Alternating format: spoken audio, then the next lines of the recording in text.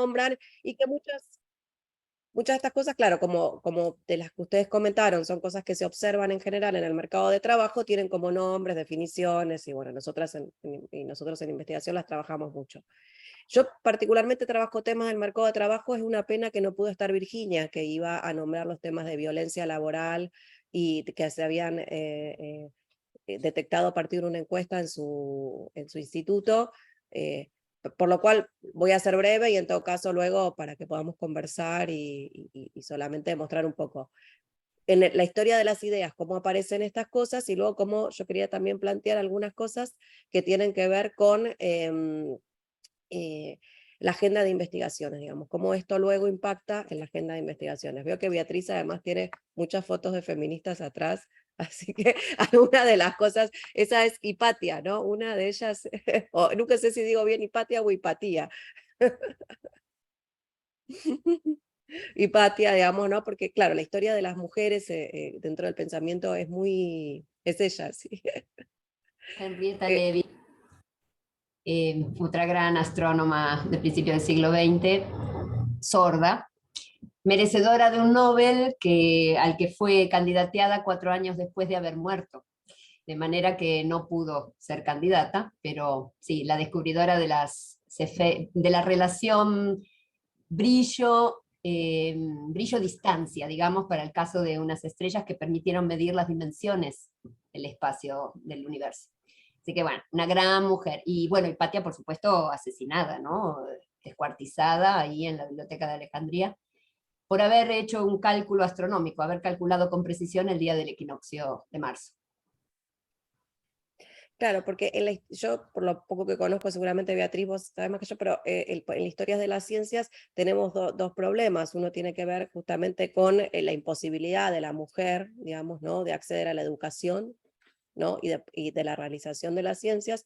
Eso luego obviamente se nota en trayectorias, muchas veces lo vemos también en la poca posibilidad de las mujeres de acceder a los premios, ¿no?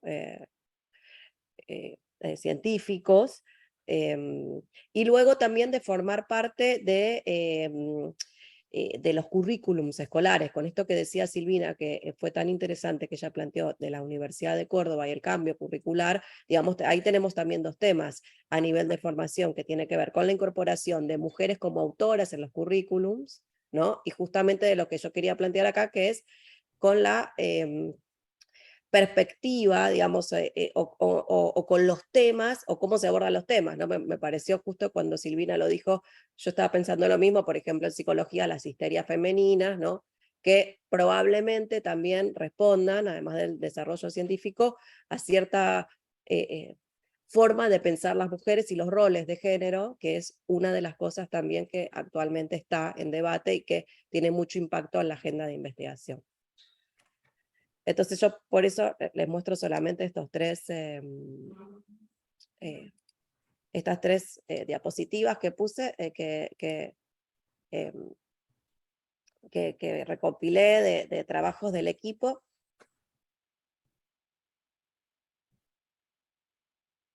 Y que básicamente lo que muestran es las tres etapas que nosotros podemos pensar o que se denominan en general en los estudios feministas, seguramente Yanil y Laura saben más que yo, pero que tienen que ver primero con la primera hora del feminismo y el énfasis en los derechos civiles de la mujer. Esto, lo que ustedes pueden ver aquí son los años en donde en América Latina las mujeres pudimos votar, digamos, pensemos que hasta mediados del siglo XX, bueno, y sobre todo a finales del siglo XIX, muchas veces las mujeres no teníamos acceso a la educación, a los derechos civiles básicos, a la propiedad, ¿no? Pensemos también justamente que en Argentina la patria potestad y los derechos del divorcio son de los años 80, digamos, ¿no? Forman parte de una inclusive historia reciente que hace justamente que, bueno, con nuestra capacidad ciudadana, con las mujeres, y que finalmente también forma parte, vamos a pensar, del pensamiento y de la cultura, de las idiosincrasias, de cómo se definen hombres y mujeres. Como parte de lo que sería este proceso, en general encontramos lo que se llama como la segunda ola del feminismo, y en donde aparecen justamente el cuestionamiento sobre la posición social de la mujer aparece una cosa muy fuerte de observar lo que vamos a ver ahora se conoce como la división sexual del trabajo, ¿no? ¿Qué trabajos son socialmente asignados a cada uno, vamos a ver acá, de los sexos, ¿no? A hombres y a mujeres? Entre las mujeres, la naturalización de los cuidados y, y la la esencialización de la maternidad también, digamos, ¿no? Y entre los hombres, la exigencia de la provisión económica y del rol, ¿no? De la esfera pública y el trabajo, ¿no? Aquí en estas primeras investigaciones, bueno, ustedes conocen, es un cuestionamiento muy fuerte de fines de los 60 en el mundo general, con mucho impacto en el mundo universitario, en América Latina también muy fuerte en los procesos de transición democrática, digamos en los años 80, y aquí aparece una agenda de investigaciones, digamos, en donde se empieza a medir por primera vez o se empieza a analizar las diferencias en el mercado de trabajo entre hombres y mujeres, ¿no? Aparece como una categoría dentro del mercado de trabajo, a ver qué trabajos hacen las mujeres, qué trabajos hacen los hombres, cuántas horas trabajan, muy fuertemente con la división sexual del trabajo, y un tema que se discute mucho ahora, aparece el uso del tiempo, digamos, cuántas horas asignan mujeres y varones a las tareas de cuidado, básicamente también van a ver aquí, esto se habla muchas veces de doble carga o triple carga para la mujer, en el sentido de que las mujeres no solamente trabajamos en la actividad productiva, sino también reproductiva de los hogares y de cuidados, tanto con lo que tiene que ver con los niños, niñas, como adultos mayores. Seguramente cuando todos nosotros pensemos quién se hace cargo de nuestros padres, vamos a ver que son en general las hermanas, las tías, ¿no? Pocas veces hay, como es lugar, también inclusive lugar asignado socialmente a los varones, digamos, y permisos laborales para los varones, porque finalmente los problemas de conciliación laboral que aparecen entre la vida productiva y reproductiva, finalmente afectan a las mujeres, pero también afectan a los varones en sus condiciones de vida, digamos, en sus obligaciones. Pensemos justamente la escasa licencias que tienen los varones para acompañar los cuidados en los primeros años de los días de sus hijos, hijas, digamos, entre otras, digamos, otras obligaciones y otros derechos vulnerados también entre los varones y no solamente entre las mujeres. Con esta agenda de investigaciones también aparecen las temáticas de segregación que aparecieron mucho entre los comentarios, y estas segregaciones tienen que ver con dos tipos de segregaciones en el mercado laboral. Una se llama segregación vertical y hace referencia sobre todo a las carreras laborales. Es seguramente el que vamos a encontrar en el sector profesional de las ciencias, ¿no? Y aquí, entonces, en la segregación vertical vamos a aparecer pocas mujeres en lugares de dirección, ¿no? Como algunos de los temas que se plantearon aquí, y la idea de eh, escaleras rotas, ¿no? Discontinuidades laborales relacionadas sobre todo con la maternidad, ¿no? Aparece la maternidad como dada la imposibilidad de conciliación, digamos, con los cuidados, como una, mm, como un tope o un problema dentro de la carrera laboral femenina que impide el acceso a los puestos de mayor, decisiones o mayores responsabilidades. Nótese también, esto muchas veces es muy trabajado por los feminismos también respecto de la participación de las mujeres en espacios públicos, básicamente, por ejemplo, el tema de los horarios, ¿no? Las dificultades de conciliación entre la vida productiva y reproductiva tiene que ver justamente con los horarios, por ejemplo, cuando los horarios pensemos, la política o los asuntos públicos son después de las 6 de la tarde o tal, impiden la participación muchas veces de las mujeres, que en esos horarios ya asumen las tareas que tienen que ver con la recepción de las familias, de los niños, niñas, y bueno. Justamente entonces, en los procesos de segregación vertical aparece fuertemente, digamos, los problemas de conciliación entre vida familiar y vida productiva. Luego, hay otros problemas que tienen que ver con las que se conoce como la segregación horizontal y que tienen que ver justamente con los trabajos que asumen las mujeres de menores niveles educativos en general, que son aquellos que dentro de la estructura de los empleos brindan menores salarios. Por ejemplo, ¿no?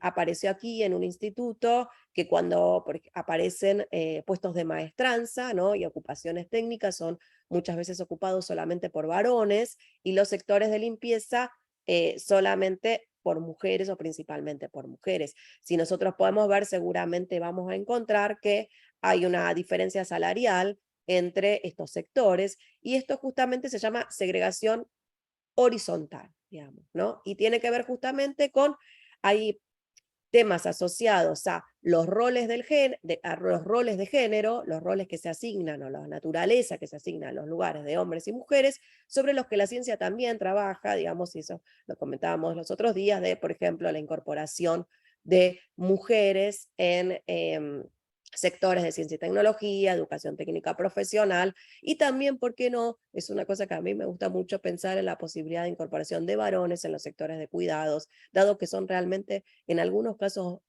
muy requeridos, digamos, y creo que también pueden brindar una buena ocupación laboral. Pensemos sobre todo en sectores de enfermería, cuidados de adultos mayores, y por qué no también niños y niñas, la incorporación de varones a los sectores de enseñanza, digamos, maestros primarios, etcétera, que son muy recomendados y que también necesitan de alguna manera el trabajo sobre la deconstrucción o la nueva construcción de roles de género que habiliten justamente esas posibilidades ocupacionales para los varones. Y finalmente tenemos una agenda que convive entre segunda y tercera ola, que tiene que ver con la tercera ola, la aparición de las identidades, ¿no? También de las nuevas generaciones en el debate feminista y social. Básicamente aquí vemos sobre todo manifestaciones que se dieron en toda América Latina, en el sector universitario, protagonizada por estudiantes, que pusieron foco en la violencia machista y obviamente los feminicidios o femicidios según los países, las temáticas de acoso, ¿no? La legalización del aborto, pero que básicamente nos trae la tercera ola, la explosión de las identidades con una agenda renovada en investigación que nos lleva también a pensar que no solamente en investigaciones tenemos que preguntar en encuestas, en encuestas y en investigaciones en general sobre los sexos, sino también sobre las identidades sexuales. Pensemos que hay todo un trabajo que se está dando, ¿no? Ahora, que tiene que ver con que cuando tomamos una encuesta o cuando hacemos nuestros registros de investigación, no solamente tomamos el sexo al nacer, sino la identidad de género, ¿no? Que está también prevista en una ley, y también empezamos a cuestionar o a pensar en nuestras investigaciones en cómo pensar los roles de género socialmente estipulados o socialmente hegemónicos, porque estos también tienen mucha influencia, por ejemplo, en nuestra agenda de investigaciones. ¿Sí? Bueno, cierro con esto, que seguramente ustedes saben mucho más que yo. Eran solamente como unos comentarios agregados de todo lo que fui escuchando aquí y que me pareció muy interesante. Por ejemplo, hace poco, ¿no? me tocó hacer un curso, ¿no? para poder rendir un subsidio, y entonces eran unos médicos que daban este curso, médicas, que decían justamente esto, cómo en los diagnósticos muchas veces aparecen en investigaciones nuestros sesgos, digamos, de cómo pensamos los roles de género y cómo se van esto, como impregnando, digamos, nuestra práctica de investigación. Por ejemplo, había, no sé, había unos ejemplos de que aparentemente las mujeres tienen bajo diagnóstico, por ejemplo, en temas cardíacos, ¿no? Porque se piensa que en general que las mujeres no tenemos problemas cardíacos, y cuando aparece, por ejemplo, un síntoma asociado, ¿no? a una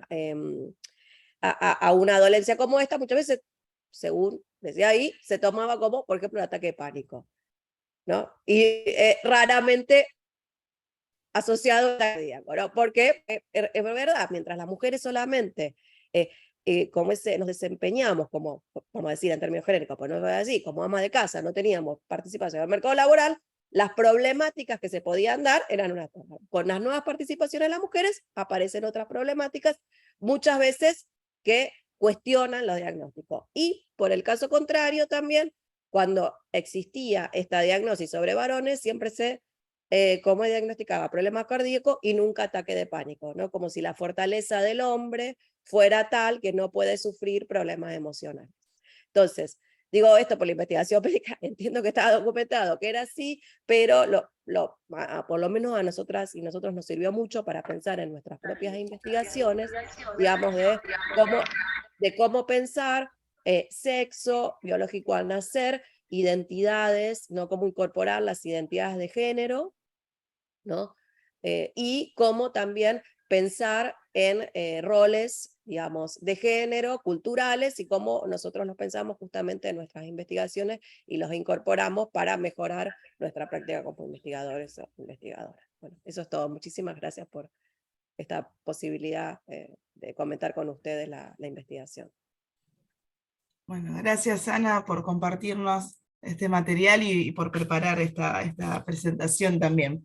Y mientras estabas comentando, ¿no? Estas formas en que, bueno, empiezan a, como decías, impregnarse todas las áreas, incluso las de investigación, pensaba en un hecho reciente que fue el censo que tuvimos, las encuestas sobre el censo, quienes podían responder sobre determinadas preguntas, sobre todo con el trabajo reproductivo, eso también se hizo muy evidente, que eran como las mujeres de la casa, ¿no? De esos grupos familiares, las que tenían esa información, muchas veces, ¿no?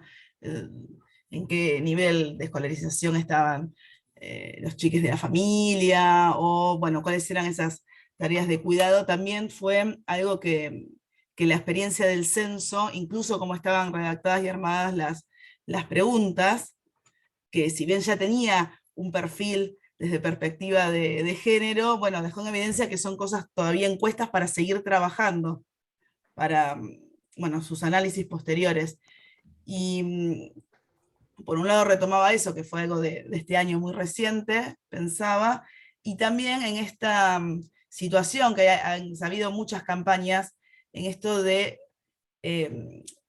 quitar del eje este carácter de la emotividad, ¿no? Entonces, si una reacciona, si una comenta algo, si una es porque está exagerando, o tal vez está siendo demasiado emotiva, esto, ¿no? Tal vez no levantó tanto la voz y sos vos la que estás percibiendo. Eso que también hemos conversado en otros encuentros y en los foros, esa cuestión como de generar situaciones que son individuales, sos vos, ¿no? No es una situación social o colectiva la que hay que analizar y ponerse a trabajar en equipo o en grupo, sino que se reduce, que con la maternidad también salió mucho, se reduce a que vos tuviste hijos o vos tenés ahora esos problemas de cuidado, y no que es una situación transversal a los grupos familiares, a las instituciones, y hay que buscar estrategias como colectivas también para conciliar las áreas de la vida en general, ¿no? De todas las vidas. Y bueno, también eso que había sido el tema de la maternidad muy presente, no solamente en esta comisión, sino en otras comisiones, ¿no? Como temas para seguir debatiendo y ver cómo socialmente se responden institucionalmente también, ¿no? Se generan espacios o se modifican agendas. ¿Alguien si quiere agregar algún comentario a partir de lo que compartió Ana? Sí, ahí. Les pedimos Luján. que vayan levantando la mano. Luján. Sí. La verdad que, bueno, muchas gracias, Ana, es realmente muy interesante. Yo creo que hay dos aspectos que me parecen muy importantes que de alguna manera, obviamente, requieren por ahí un tiempo adicional para mencionar. Uno es el tema de, en la parte de la medicina, cómo esa división o esos preconceptos sobre mujeres frente a hombres, para mí alcanzan a muchas áreas. Hay áreas completas, como por ejemplo trastorno del espectro autista, que se han investigado, de eso en la ciencia publicada y se menciona sistemáticamente, se han investigado principalmente niños, adolescentes y adultos varones. Y las mujeres, niñas, adolescentes y adultas, se han considerado muchísimo menos.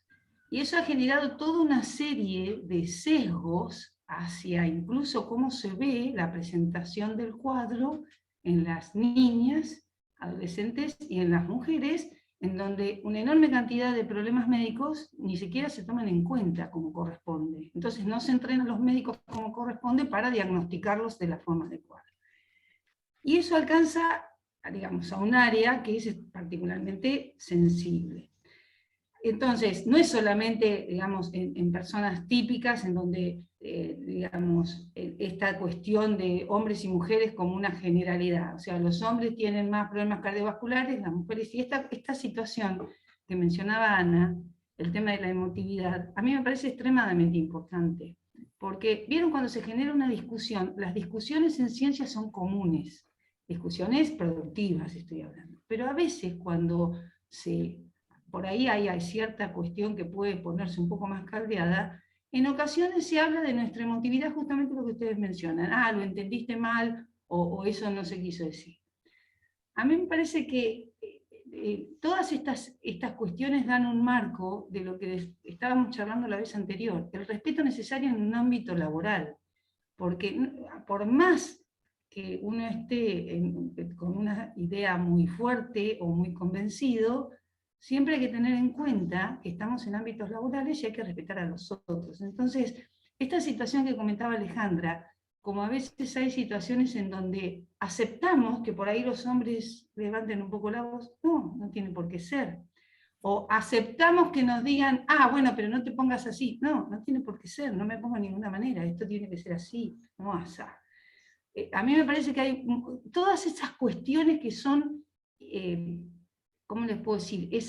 No es la violencia esta que es evidente, es una situación de preconcepto que está muy dibujada o muy invisibilizada de alguna forma.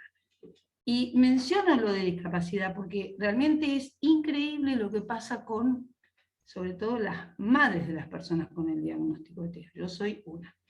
En términos de cómo todo lo que se dice esto de la emocionalidad, en vez de prestar atención a lo que dice la madre de una persona con discapacidad, se asigna a su emocionalidad. Eso, pero no tienen idea.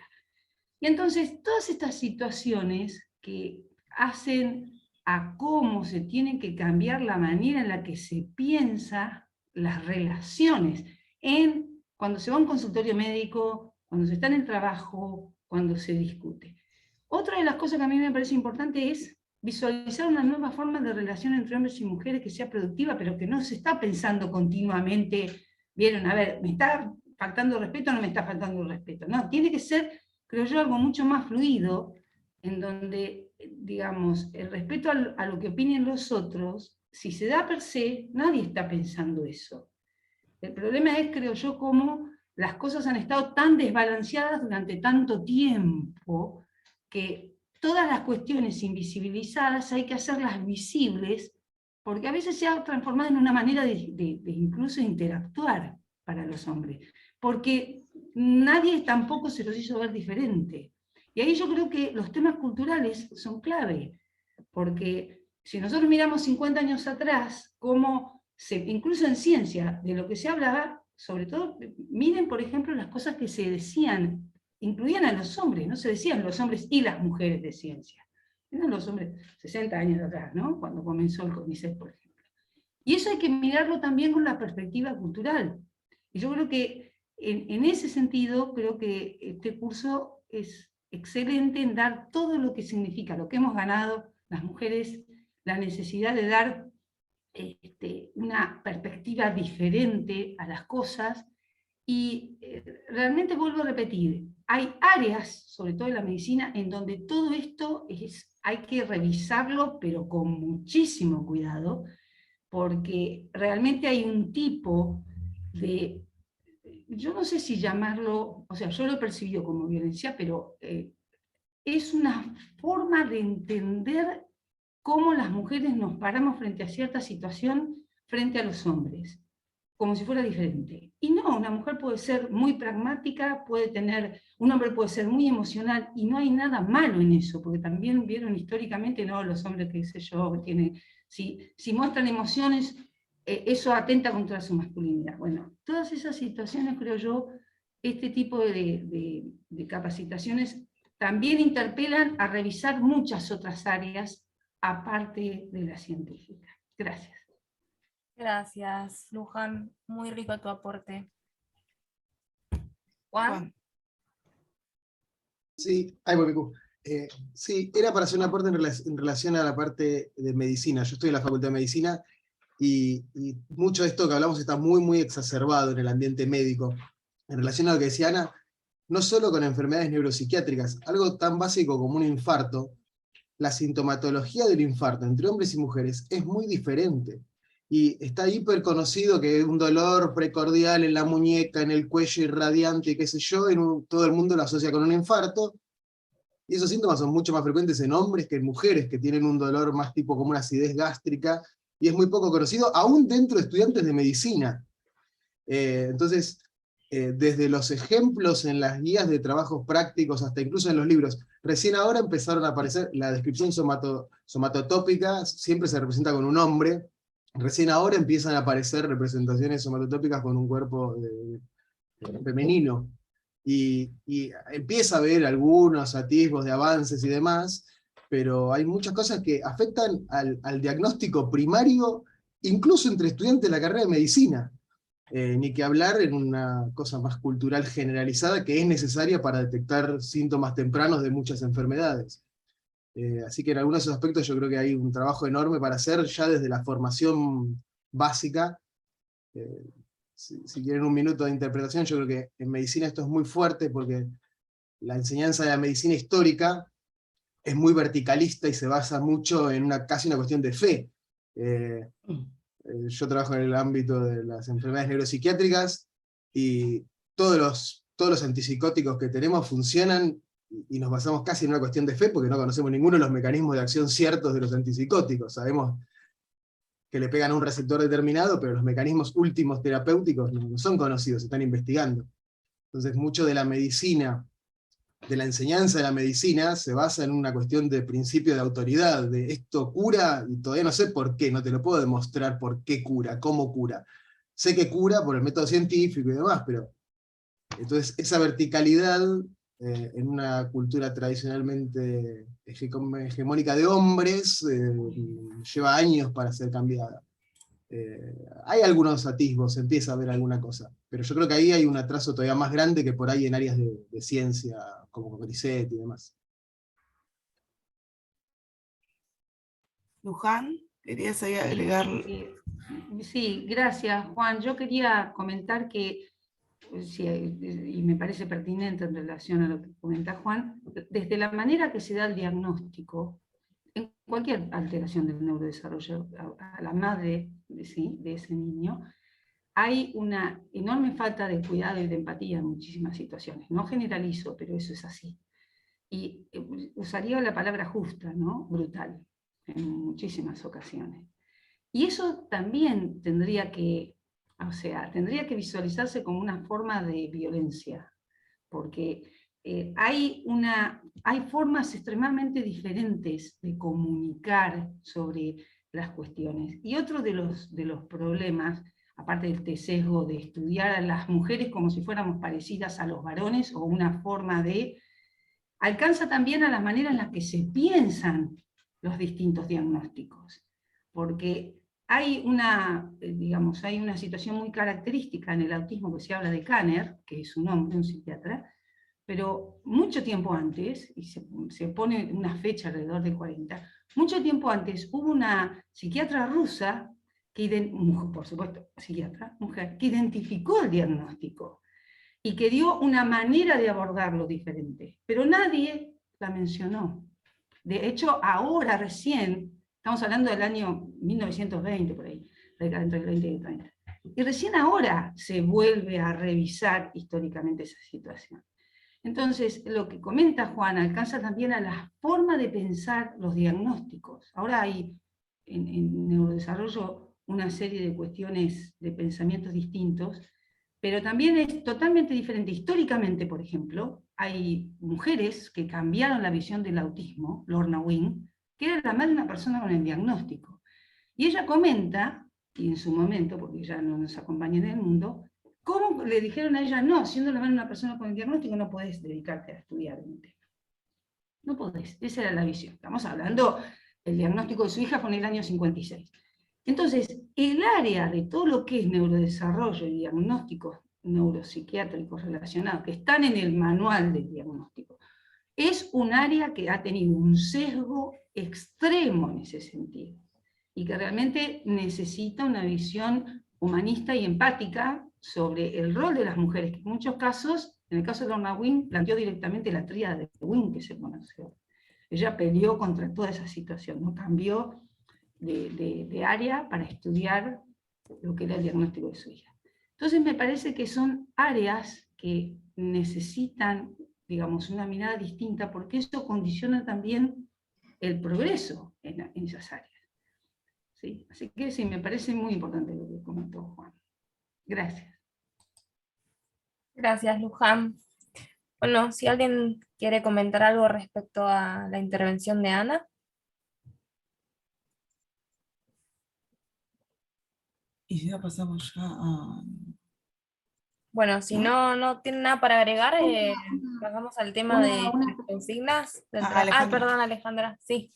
Nada, yo no sé, no sé si hay un término, ¿no? Como asociado a la violencia médica, llamémosla así, entre comillas, por el colega que es médico, pero se da también no solamente con la niñez, sino también con la gente mayor, que está afectada no solamente en la parte mental, sino físicamente. Yo lo puedo, en lo personal, mis padres, que fallecieron muy jóvenes, los dos tenían cáncer, y no le hablaban a los pacientes, no le hablaban a mis padres, que estaban bien y entendían y eran lúcidos, ¿no? Los dos eran también universitarios.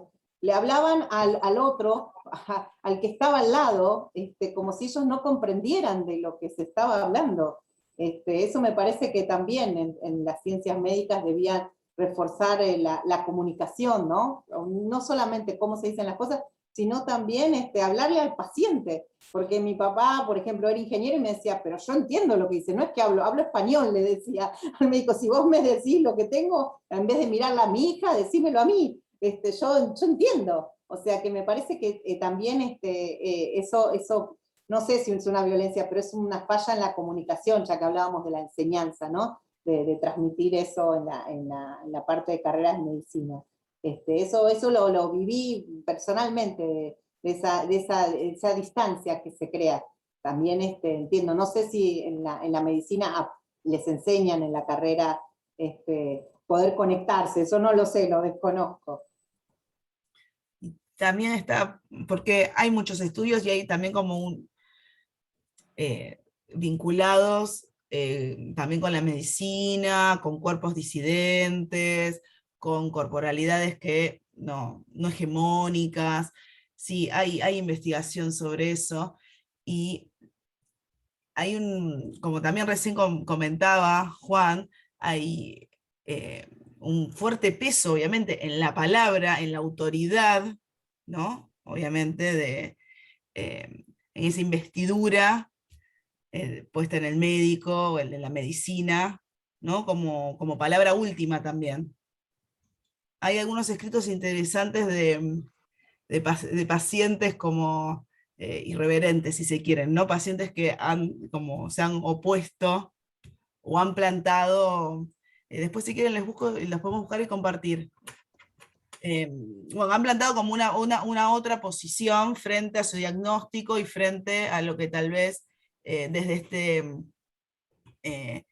este discurso en algún punto, ¿no? Médico, de lo que sí se puede, lo que no se puede, bueno, han planteado otras formas.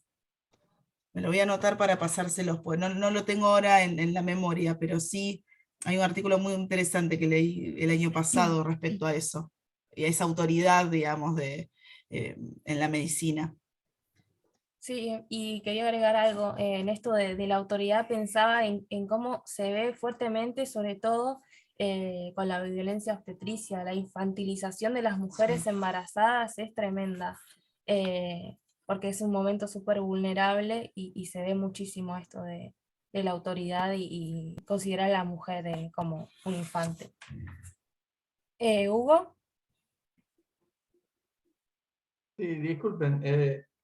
Antes que nada, quiero decirles que estoy totalmente de acuerdo con lo que se está hablando y que coincido que generalmente eso ocurre. Pero quiero contarles una anécdota para un poco interpelar a todo el mundo, ¿no? En especial a las mujeres en este caso. Hace unos años yo tuve un cáncer de mama, ¿no? Y me fui a tratar a un hospital muy grande donde había una sala de espera para ginecología realmente, realmente grande, con mucha gente, ¿no? Y como ustedes sabrán, en ginecología la mayoría de las pacientes que estaban ahí eran mujeres, y yo era el único hombre que estaba ahí sentado esperando ser atendido por el mastólogo antes de mi cirugía de mama.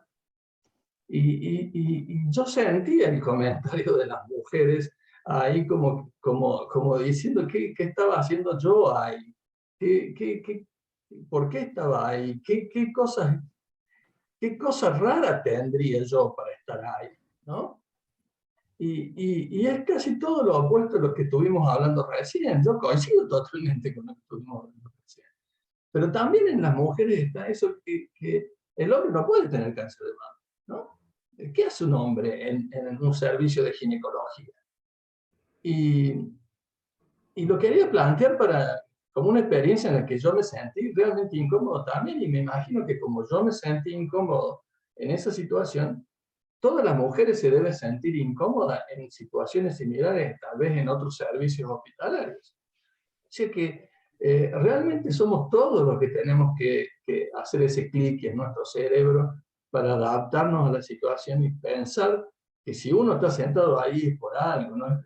Que va ahí para ver mujeres embarazadas, ¿no? Que están por entrar a un servicio, como algunos comentarios que pude escuchar mientras yo estaba sentado ahí.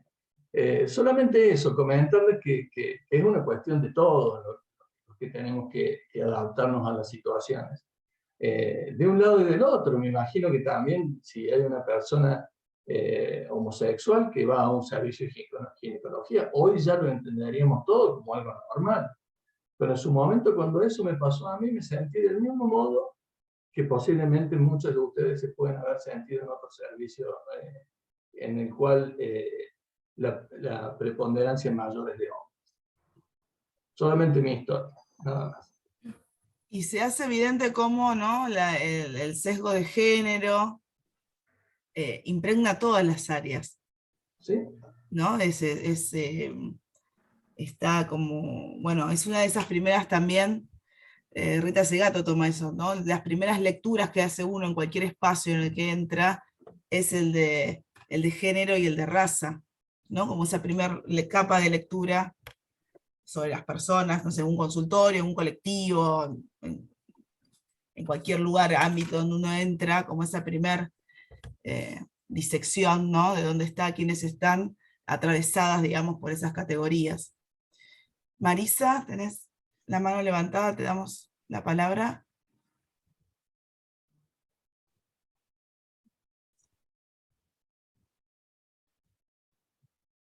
Ah, ok. Pero esta es Marisa.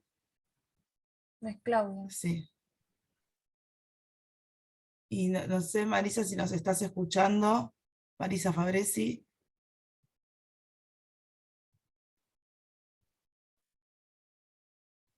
Bueno.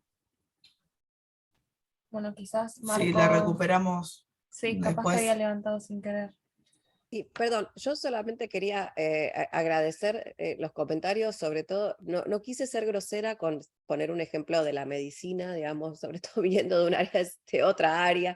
Solamente a mí me sirvió mucho para pensar cuando hice ese curso con médicos o médicas, me sirvió mucho para pensar en mis propias investigaciones, digamos. Que atribuía cómo tratábamos nosotros la variable sexo, cómo tratábamos nosotros la variable de identidades, y cómo esto permeaba también nuestra propia subjetividad, porque finalmente uno siempre también forma parte de una cultura, ¿no? Y entonces eso también es como un trabajo con uno mismo, es como ese... justamente me parecía que que por la edad de los que estábamos acá, el tema cardíaco era un tema importante, y ese ejemplo me había traído como muchas cosas para pensar, pero les pido disculpas porque realmente admiro mucho a todas las ciencias, y bueno, y creo que todas tenemos un trabajo para ir configurando ir configurando el cambio, la transformación y la justicia, ¿no? Sobre todo. Marisa. Sí, ahí pude que, no sé qué tenía bueno, no soy amiga de Zoom. Yo lo que quería decir es que hay infinidad de circunstancias que en la vida de las personas, y cada una tiene un componente que hay que aprender a trabajarlo, a vivirlo, a llevarlo. Muchas veces en los ámbitos de trabajo no se da una circunstancia especial, entonces nosotros no la vivimos, no aprendemos, en la familia también, y creo que esto es un día a día que, digamos, no va a ser fácil, pero hay demasiados frentes abiertos en lo que hace a la perspectiva de género, a la inclusión y a un montón de cosas. Así que bueno, estamos empezando, creo. Gracias, Marisa. Bueno, si les parece, pasamos a charlar un poco sobre el trabajo final. No sé si pudieron leer las consignas, si tienen alguna duda, alguna pregunta que nos quieran hacer. Dale, Yo tengo una consulta. Cuando ustedes hacen en la primera parte que dicen que hablan de un contexto real, o sea, ustedes lo quieren poner en un laboratorio, en una universidad, ¿a qué se refieren con contexto real o situación real? Que no sea una situación ficcional, ¿sí? Porque que sea alguna situación que haya sucedido, que hayan vivenciado, que hayan visto. No es que queremos, lo mismo cuando ahí especificamos la descripción, no es que queremos nombre, apellido y lugares, no es como cuestión policíaca, pero sí que tenga una dimensión concreto, que uno pueda hacer el trabajo reflexivo, incluso cuando uno tal vez piensa, ay, acá no pasa nada, bueno, ponernos a reflexionar, a ver tal vez cuáles son esas violencias, por eso decíamos que podían ser de las más sutiles, no tienen que ser las violencias más extremas o harto evidentes, ¿no? Cuando suceden. Y que sean, que les haya sucedido, y que preferentemente sean en los últimos tiempos. Nosotros hemos trabajado sobre como el recuerdo o sobre experiencias, y aparecía siempre, bueno, esta cuestión de la memoria y el recuerdo como si fuese de otro periodo, ¿no? De la década anterior, las 2 décadas, de cuando empecé en investigación. Bueno, intentar traerlo y contextualizarlo a la actualidad. Situaciones de violencia, por eso recalcamos, pueden ser de las más sutiles, estas que incluso comentábamos hoy, y reforzábamos hoy, que suceden en los ámbitos laborales, que están atravesados por la categoría de género, y bueno, pensar esto, bueno, alguna estrategia de intervención para, bueno, generar, o la comunicación, como comentaba Alejandra hoy al principio, ¿no? O mejorar la comunicación, o si tiene que ser información gráfica, que mejore, digamos, el ambiente laboral. Ok. No, porque no entendía si era en un contexto que tenía que ficcionar o se esperaba que fuera algo que se hubiese percibido, que ahora con otra mirada se analiza distinto, y me parece que va por ahí. Claro. Sí, pueden ser situaciones que tal vez uno tenía naturalizado, que no las tomaba de esa manera, como con un sesgo sexista o por violencia de género, y que, bueno, ahora uno puede hacer como otra lectura sobre eso. Bueno, gracias. ¿Cuántas páginas, Yanil y Laura, el trabajo? Pusimos palabras, no páginas, entre 600 y 1200. Bien, perfecto. Bueno. Buscamos que sea en esta idea que sea concreto, que se pueda identificar, que se lo pueda nombrar esa situación, esa violencia, y que se pueda establecer una estrategia de vuelta, concreta. No es que estamos proponiéndoles un plan de capacitación, una mega estrategia para resolver una situación, sino que alguna acción, ¿no? Como más, para que sea más real, para que también pueda ser algo que concretamente se pueda llevar al espacio, al ámbito laboral o a las instituciones en donde están ustedes. Por eso es que pensamos en esta idea del trabajo como intervención. Bueno, frente a esta situación, ¿qué se podría hacer? ¿Qué se podría activar? ¿Y cómo lo haríamos? Bien, pero podemos nombrar esa violencia que pueden ser varias formas Sí. de violencia cruzadas. O Sí. sea, puede estar incluida la violencia de género, pero puede estar, digamos, la violencia institucional, no sé, presente si es en el ámbito universitario, el desconocimiento de las formas de acceso a determinados cargos y todo esto, ¿no? Sí, sí, sí. Bueno. Sí, pueden obviamente aparecer esos cruces. Bueno. Una consulta cortita. Perdón. Sí. No sé si Marisa tenía levantado de antes. No, me quedé con la mano levantada. Ah, bueno. Perdón. Entonces, Te vas a cansar, bájala. ¿Están más interesadas en la parte de la detección de las violencias o en las políticas proactivas porque de repente a mí se me ocurrían ejemplos de políticas que se podrían implementar, aunque no tenga un ejemplo que haya vivido de violencia de género. Entonces, la articulación es de ambas partes. De ambas partes. El poder, sí. No es que hay una que nos resulte como más preponderante o más importante que la otra, sino es poder establecer ese cruce. Vínculo, está bien. Celeste, Bueno. ¿querés hablar? O si no, hay consultas, ahí está. Sí, exactamente, una situación de violencia de género, que puede ser de las invisibles, como habíamos visto en el iceberg que les habíamos compartido, o bueno, las más extremas también. Si es discriminación por género, sí. Claro. Entonces no entraría, ¿no?, en violencia de género, por lo menos. Estamos apuntando a esto, a que esté la categoría de género atravesada en el trabajo, ¿no? En la detección de esas violencias y en proponer una intervención. Ahora, si hay cruce entre salud y género, obviamente sí entraría. Claro, ahí sí, pero si es solo salud, no.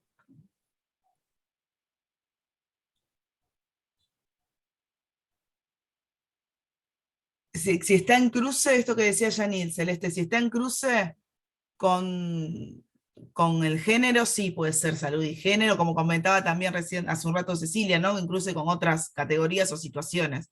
Eso sí se puede. Si querés después escribinos por mensajería cuál es tu idea de trabajo y bueno, y vemos si es viable para los objetivos de la capacitación o cómo se puede tal vez reencauzar. Bueno, bárbaro. Bueno, no sé si quieren preguntar algo más. Celeste, ¿nos puedes escribir por mail o por la mensajería interna del campus, por donde quede más cómodo? Y esto va para cualquiera. Si nos quieren hacer consultas, está el foro que abrimos en el eje, en el que dice llegamos, en el mosaico que dice llegamos, tienen el foro de consultas, y si no, nos pueden escribir también. Bueno. Y Muchísimas estamos llegando gracias. a las salutaciones finales de la capacitación. Le queremos agradecer la participación, no solamente en los foros y en los debates que se fueron proponiendo con las diferentes consignas, sino en los sincrónicos, porque fue una cursada de sincrónicos muy intensa, también para coordinar con todas las actividades que tienen, así que estamos, bueno, muy agradecidas de que hayan participado y se hayan sumado activamente a estos encuentros, que, bueno, de nuestro lado han sido sumamente enriquecedores, ¿no? Los diálogos que tuvimos en cada encuentro. Y bueno, y esperamos lo mismo, que haya sucedido lo mismo del otro lado de la pantalla. Así que, Muchas bueno. gracias. Gracias a ustedes. Realmente. La verdad es que nosotras aprendimos con ustedes, fue muy interesante conocerles, y aprovecho también a agradecerle a Ana, que estuvo predispuesta para hoy exponer, y estuvo muy interesante su aporte. Así que bueno, gracias a Ana y gracias a todos por haber estado en estos encuentros. Y Sí, bueno, y al esfuerzo que hace también el Estado argentino por tratar de transformar las prácticas desde las cuales históricamente nos hemos, digamos, modulado, ¿no? Es realmente un esfuerzo importantísimo. ¿Mm? La verdad es que agradecidísima. Bueno, Yo quiero gracias decir a una pequeña cosa. Sí. Yo he estado en varias capacitaciones de Ley Micaela totalmente virtuales, y sí quería rescatar el espacio de encuentro sincrónico, que si bien fue intenso, quiero destacar la labor de ustedes como coordinadoras, de hacerlo en un marco de muchísimo respeto y con mucha capacidad de escucha de todo lo que se vertía en este encuentro.